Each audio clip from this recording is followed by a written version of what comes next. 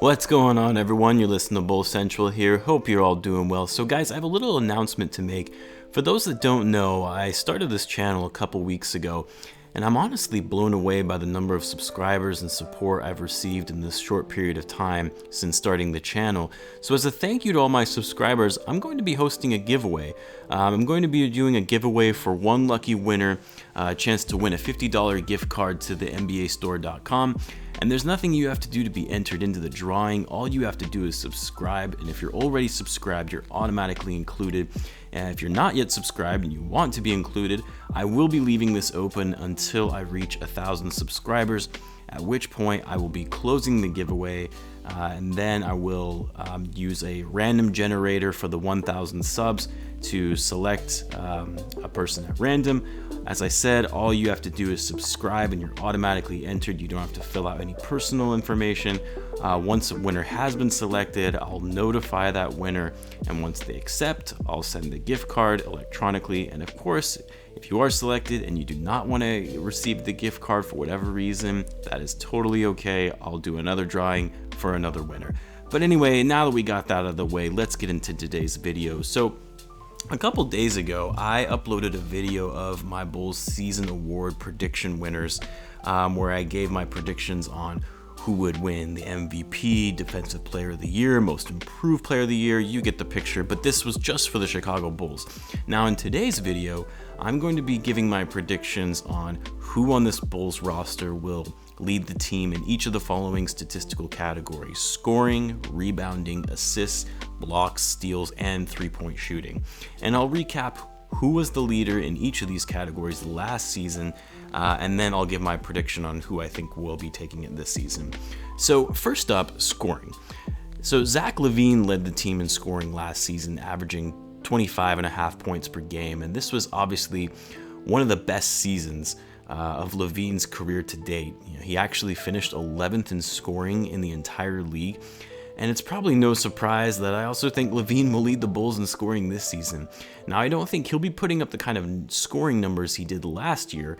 And that's not to say that Zach is going to take a step back in his play, but rather I feel under Billy Donovan's system, you're going to see a lot more ball movement, a lot of players getting involved offensively, and the Bulls won't have to rely on Lavine as much to be the primary ball scorer. I think we'll see Markkanen, Wendell, and Kobe all put higher scoring numbers up than they did the previous season.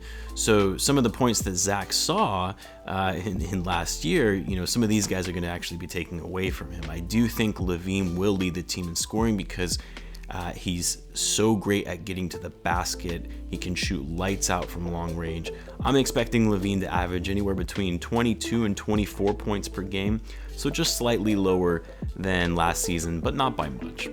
Next up, rebounding. Last season, Wendell led the team in rebounding, followed by Lauri. Wendell averaged 9.4 rebounds per game, but he did only play 43 games all season, mainly due to injury and, of course, because the season was suspended. I fully expect Wendell to lead the team in rebounds again this season, and I expect him to average a double-double this year. I expect him to average anywhere between 10 and 11 rebounds per game. I want to see Wendell come out with a new sense of energy this year, and we'll see him be much more efficient on crashing the offensive boards specifically. I think a lot of people knock on Wendell being a little too small for a center, that maybe he's at times a bit too soft. And sure, to an extent, I tend to agree, but I also think Wendell just needs to get a bit stronger. He needs to be a bit more aggressive and make up for that lack of size that he has in playing at that particular position. I see a lot of promise in this kid. I see a lot of potential, and I really think he's going to have a breakout year. Now, as for assists, this is an interesting one because last season, Tomas Satoransky led the team in assists, and this was with a measly 5.4 assists per game. I mean, that says a lot about the team's ball movement last season when your leading passer is averaging just barely above 5 assists. As I mentioned in one of my previous videos on a highlight from training camp and a quote from Billy Donovan, it does sound like Kobe White is going to get the starting spot at point guard, which in my view is well deserved. I know some people think Denzel will lead the team in assists. as mentioned in some of the comments from my videos, but I don't see that happening. I do think Denzel will get more playing time than he did last year, but not enough to lead the entire team in passing. It's just not going to happen. Now, I think Coby White will lead the team in assists. Now, he did average 2.7 assists per game last season. Granted, he didn't start until really the very end of the year. And to be honest, under Boylen, I know I feel like we always, as Bulls fans, go back to blaming Boylen for everything, but come on, guys, he wasn't a good coach. He didn't know how to utilize his players to their strengths. The team was horrible at ball movement and passing under him. So point being, I do think Coby White will see a dramatic increase in his assist numbers this year, specifically if he is going to be starting at point guard.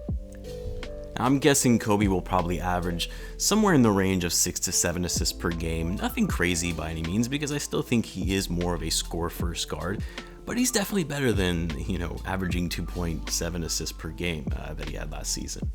As for steals, last season, obviously, Chris Dunn led this category, and he actually finished second in the entire league in steals, only behind Ben Simmons.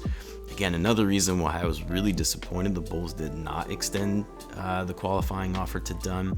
I know Dunn has his issues on offense, and he's obviously been inconsistent, and of course he struggled with injuries as well.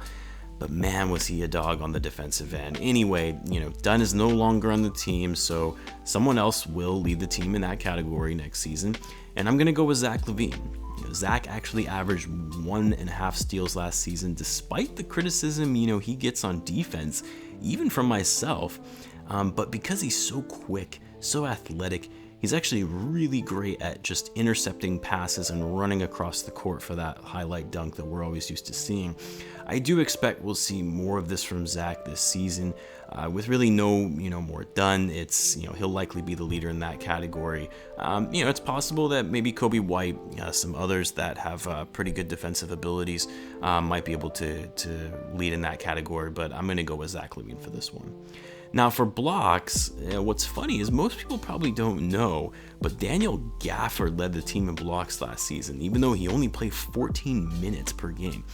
Yet another reason why I think Gafford is incredibly underrated, and he will be the Bulls' most improved player this season. But even with that being said, I think with a fully healthy Wendell Carter Jr., I think it's clear he'll be leading the team in blocks. We all know Wendell is a great defender, a great rim protector, and he's great at blocking shots, even for a 6'9" big man.